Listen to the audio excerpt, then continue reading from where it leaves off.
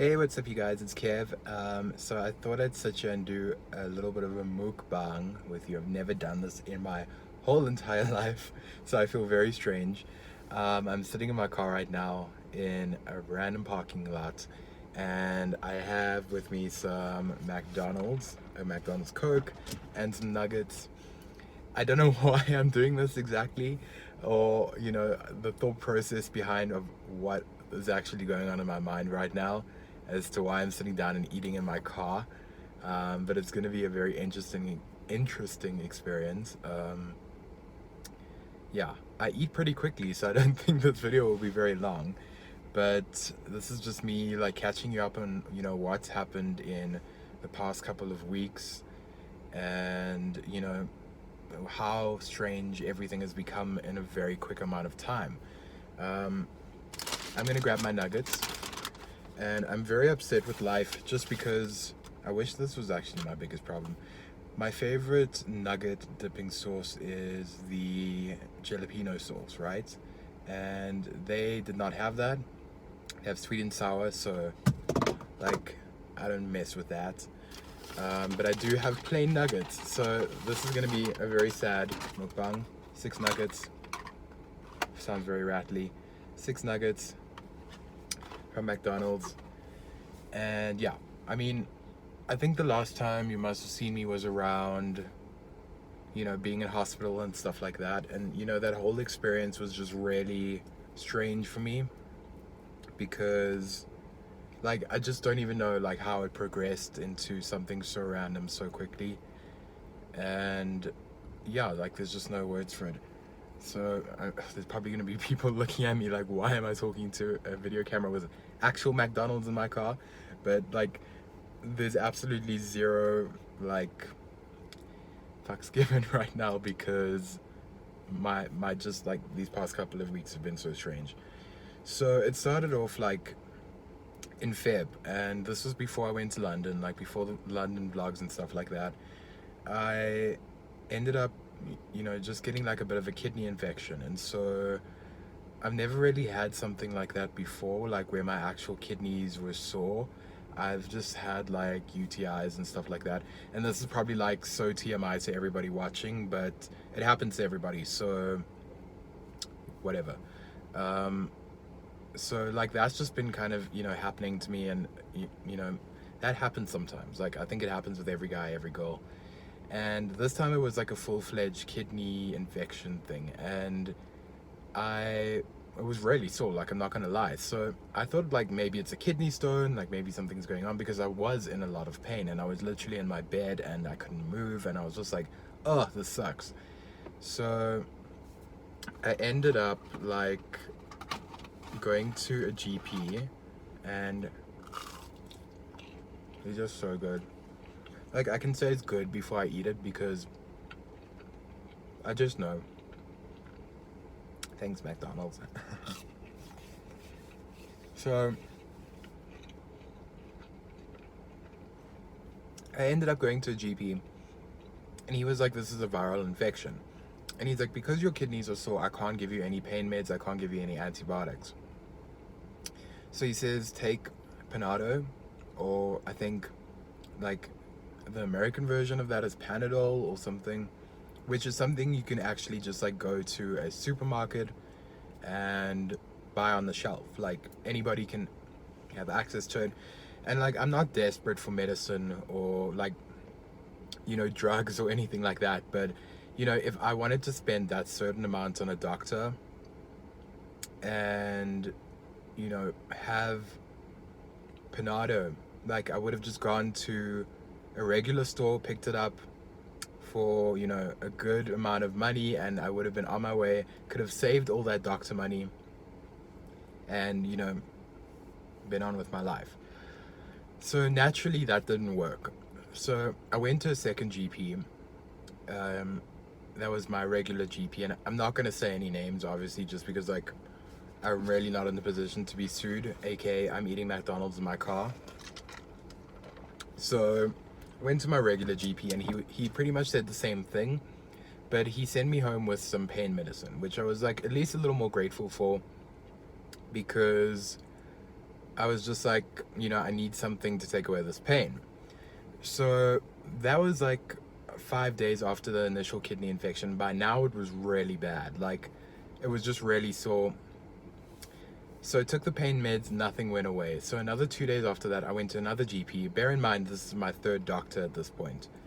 And I went and ended up just like, saying this is what's happening. He did a kidney like function test and he did a urine test.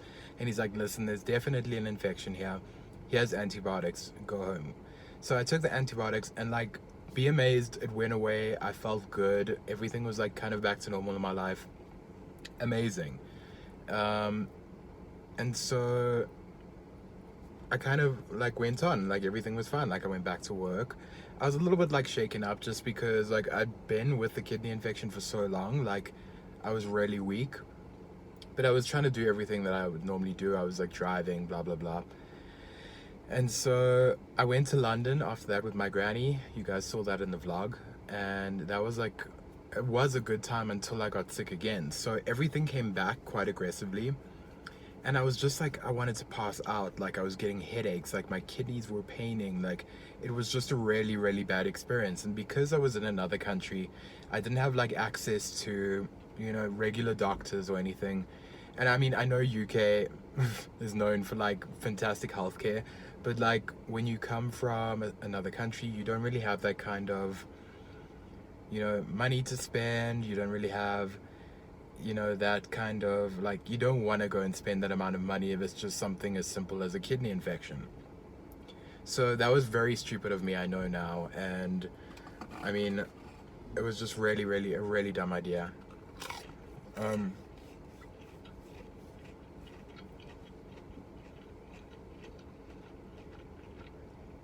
But I waited till I got home.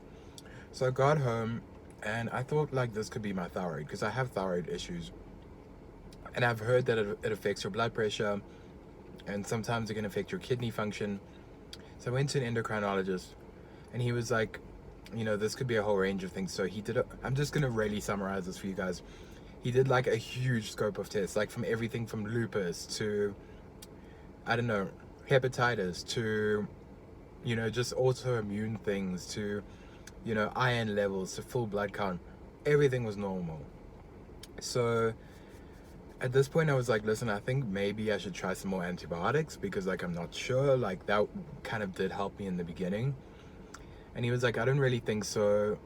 And so this endocrinologist, upped my thyroid medication, not really addressing the kidneys, and like kind of sent me on my way.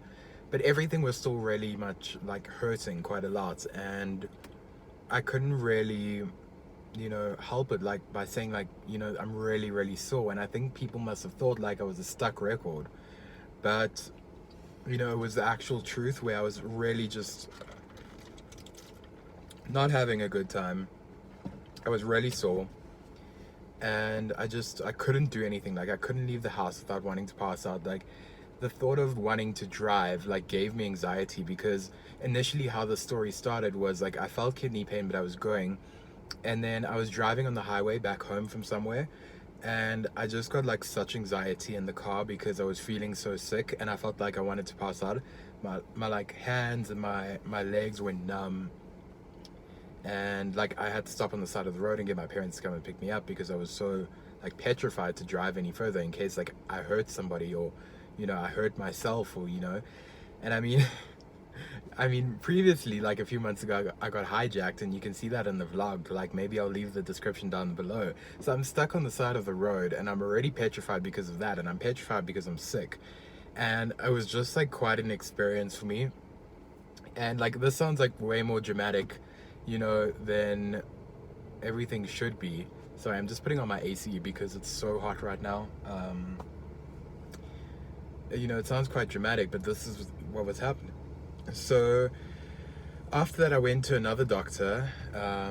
So we're on doctor number 5 now, and he was like, listen, like you've been through all the kidney tests, like we can't see anything going on with your kidneys, like everything looks fine, but my kidneys were still sore. So he did a colonoscopy and gastroscopy, and he did a sonar on my abdomen.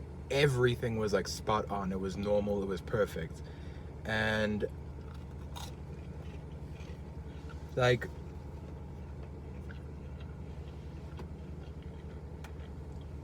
I can't understand why, because my kidneys were really swole. So that happened and sent me home like nothing after that as well. Like, I'm still in pain. I'm pretty sure my family at this point are like ready to disown me, because I was just laying in bed like I haven't moved, I haven't left the house, I haven't done like anything in a couple of weeks except go to work. And I think work, you know, oh god, I love those people so much at work, you know, like they're so supportive and they've been helping me through all of this. So if my team's watching this, like, love you guys. But it's been really hard for me. And I felt like, you know, since, you know, social media, like being out, you know, being with people, doing things for, you know, my Instagram and my Facebook and Twitter and blah blah blah blah blah is my kind of career. Like, I felt like I needed to make this video to tell you guys, you know, about my absence. Not that I'm like, oh, I'm famous, like, guys, whatever. But no, but like, you know, I have had a lot of questions saying like, where have you been? Like, why did you miss this? Like, where are you? And I can't, like, you know, deny the fact that I've, you know, been on a luxury vacation or something. Like, I've been locked up in my room. So it's just been really hard. So another week after that,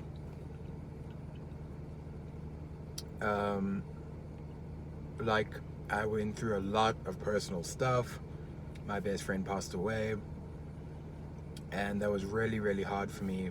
I'm not going to get too into it right now, just because, like, it's a lot to deal with for me still.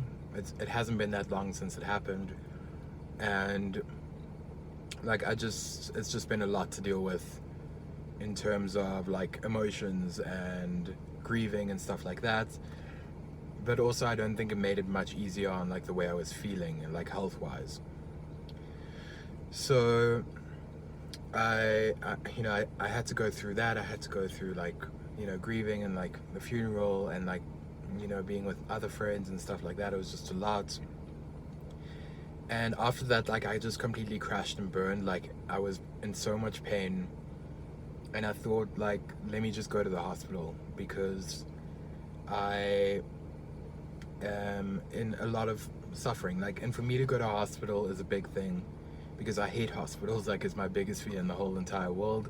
I'd rather, I don't know, I mean, it's so funny. I can see things that are like terrible right in front of me, and I'd be like, and then I could drive past the hospital and I'd literally be like that's literally the extent of how messed up my like psyche is inside my head. So for me to willingly go to a hospital is a lot, and anybody who knows me close enough knows this. So I went to a hospital, and I'm gonna say it because, like, I feel like if somebody from them is watching this, they deserve to know, like, how shitty the experience was. I mean, I went to Mill Park Hospital, and it wasn't a great experience. I was in there for 5 days. So I got into the emergency room at about 11:30, 12 in the afternoon, if I'm not mistaken. And I only got admitted into like a ward or a bed at about 7:30, quarter to 8 at night. And during that time, like, there was a bed for me, and then I went for a test on my kidney function again, which came back like negative. And I then went to like another test. I went for an MRI, came back like completely fine. Brain was like on fleek. I came back and there was no bed. Like, somebody had taken my bed, so I sat in a wheelchair for like 2 hours. While I was like dizzy as hell, like I was in a lot of pain, like I just wanted a bed and I just wanted to sleep. So they finally found another bed for me, and then I went for another test. I came back, and then I needed to go again to a wheelchair to sit down for a while because there was no beds. I then came back again, and they finally found another bed for me, where I was in there for about an hour, and then they finally moved me to the ward. So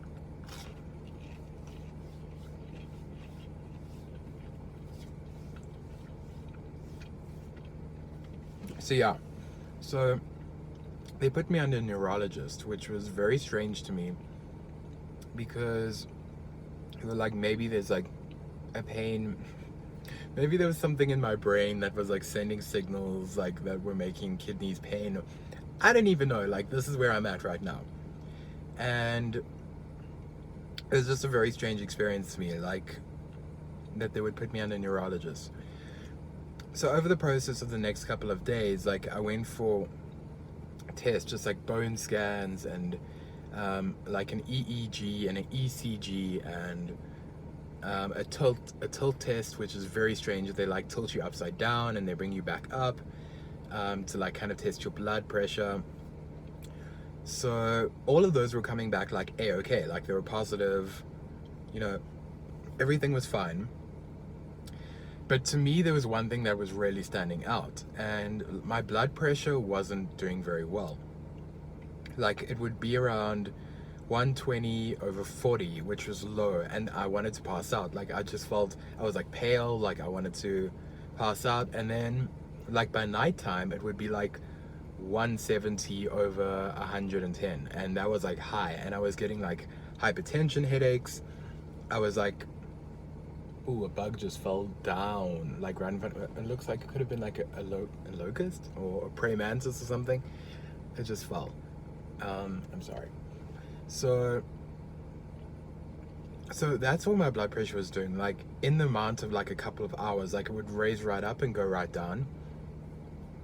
And it was just like a very hard experience because I was saying to them, like, guys, do you think this is a bit strange? Like, I'm not trying to be like one of those people who's trying to find what's wrong with me, but they weren't finding anything wrong with me. And I kept saying to them, don't you think this is a little bit strange that, you know, this would happen? And don't you think it's a bit low? Don't you think the low was a bit low? Don't you think the high was a bit high?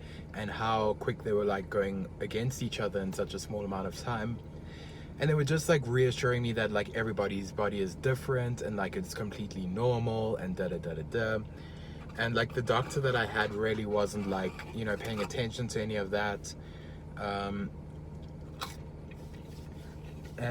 me talking about my health, well, I've got like nuggets. So, you know, that's kind of what was happening. And eventually on the 5th day, I said to him, listen, like, I'm not trying to be that guy again who's trying to say what's wrong with me, but like, do you not think that I would not benefit from a course of antibiotics for my kidneys? Because my kidneys are paining.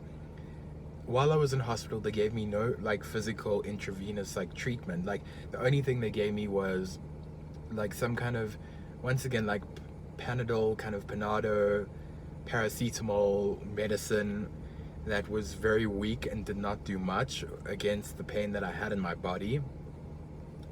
And so like I would take the pain medicine that my previous GP had given to me instead of medicine from the actual hospital, just because it would work better as opposed to what they were feeding me through the IV. And I was saying, don't you think I would just benefit from antibiotics? And this like neurologist was like, you know, I don't think it's really gonna do much, blah blah blah. Like, your kidney scans are clear, all this stuff, like it's all clear, like there's nothing wrong with you. Basically, I just want to send you home and I want to send you to a pain clinic so you can kind of manage your pain from here on out. So what he was saying was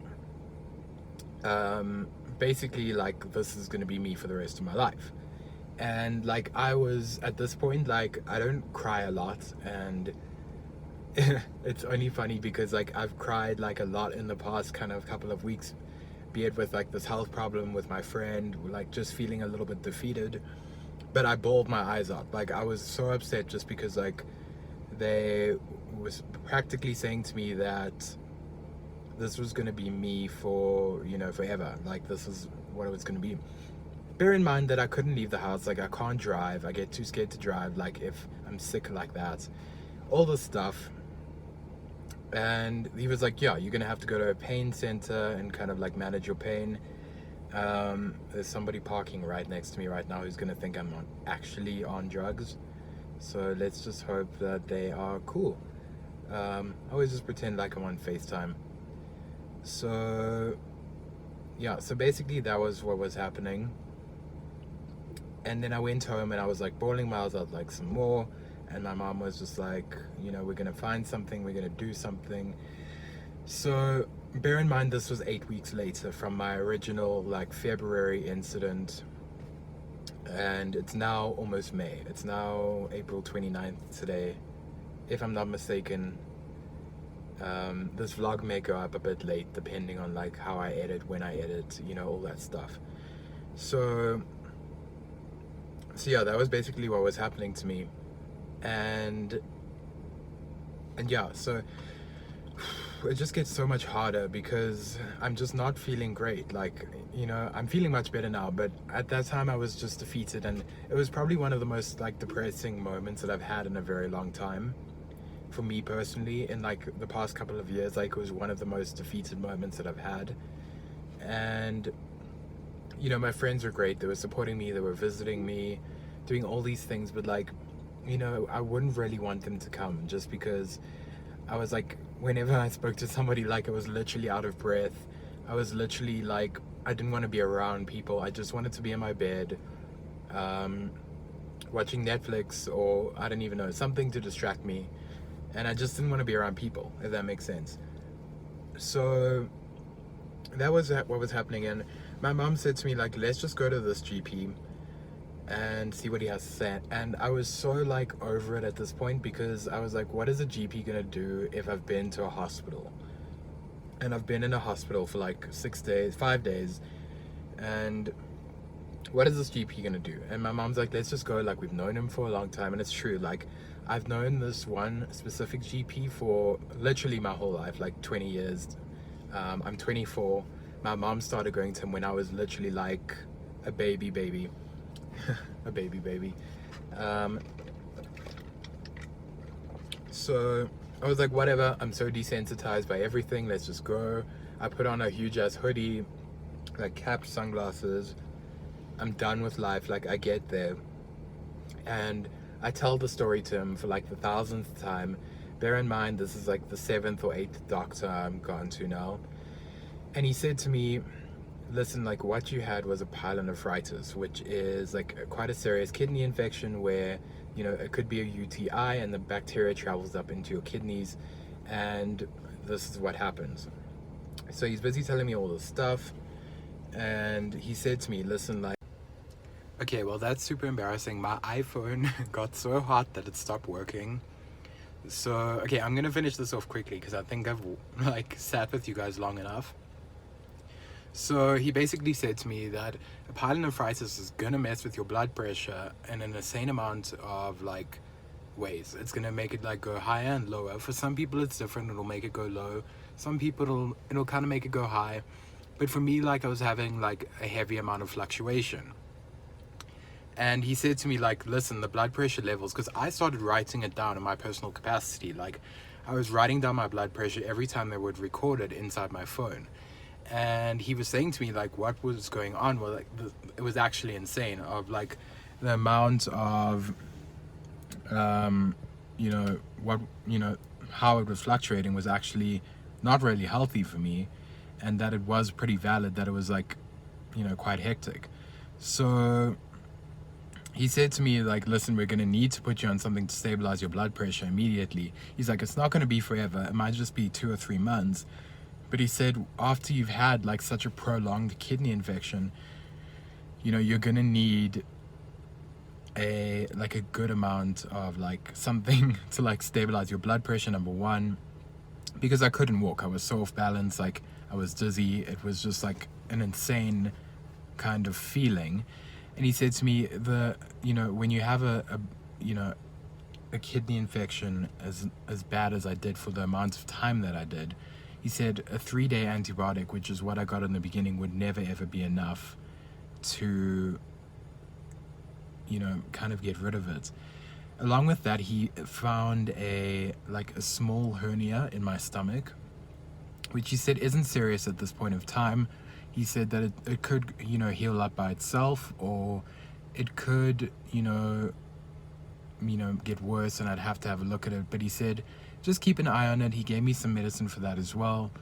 And he's like, it's not too serious right now, just keep your eye on it, which is what I'm doing. Like, I haven't felt any pain, at least. Like, I haven't felt anything. I haven't been affected by it, really. But it's been, it's good to know that, that's there. I mean, it kind of sucks to know it's there, but it's good to know that I can keep my eyes on it. And if I feel something in that area, like, I have an idea of what it is. So there's that. And after that, like, I got home, I was just like done with life still, get into bed. I took the medicine that he gave me. The blood pressure medicine worked, like, I'm not even gonna lie to you, immediately. It was like 30 minutes and I could get up and I could walk around, and I didn't feel like I wanted to pass out. I was like walking steadily again. I was like walking in a straight line, because it was like it was like I was walking everywhere. I was like falling all over the place. And the antibiotics, like, I finished, quite a while ago, and my kidneys aren't paining. Like, I still do have a lot of sensitivity in the area, but it's nowhere near as bad as, what it was. I'm trying to keep my phone by my aircon so I can actually talk to you guys. So I hope the audio isn't bad. But yeah, I mean, that's pretty much my story. I'm on my way to recovery now, finally. And I'm in the car, I'm driving. I'm very scared to drive, but I'm taking it very slowly. I'm going in small steps, and I'm just trying to get myself back into the real world as much as I can, as hard as it is. And I thought it was my duty to talk to you guys and let you guys know, since we're, close. If you're watching this, we're probably close. And if you've gotten to this point in the video, then we probably are close. So yeah, I just wanted to say, like, I'll probably be back out there soon, I hope. And, thank you so much for just, like, the words of appreciation, like my get well wishes. The gifts people have sent me have been insane. The visits, just like the pure love. I felt pretty, like, damn alone. I'm not gonna lie, during this whole thing. But because of you guys just, like, being there for me and helping me out, I think I'm gonna be okay, and I'm glad to know that. So this has been one kind of low-key depressing mukbang, and yeah, I'm sorry I'm filming off my iPhone, but I thought there's no better time in the world to do this than now. But yeah, I will keep up to date with you guys soon. Hit subscribe for more videos that will hopefully not be more depressing. I love you guys. Thank you so much for watching. Bye.